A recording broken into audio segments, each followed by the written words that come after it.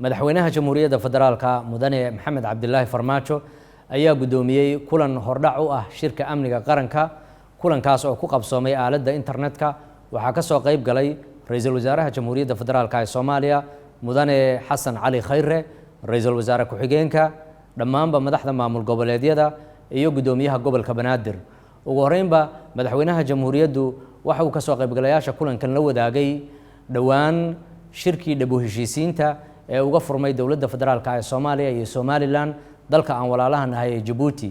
Madaxweynuhu waxa uu xusay niyad wanaaga dowladda federaalka ay la tagtay shirkaas. Waxa uu sidoo kale xusay in shirkaasi uu sii socon doono. Waxa sidoo kale madaxweynaha Jamhuuriyaddu uu la wadaagay dhammaanba ka soo qaybgalayaashii kulankan sida ay dowladda federaalka ee Soomaaliya uga go'an tahay wada shaqaynta maamul goboleedyada taas oo ku dhisan dimuqraadiyadda iyo rabitaanka shacabka. Ugu dambeyntii kulankan waxaa lagu heshiiyay in dhawaan si dhaqso ah loo qaban doono shirka rasmiga ah kaas oo madaxweynaha Jamhuuriyadda Federaalka ee Soomaaliya Mudane Maxamed Cabdilaahi Farmaajo uu go'aamin doono goobta iyo goorta uu dhici doono shirkaasi.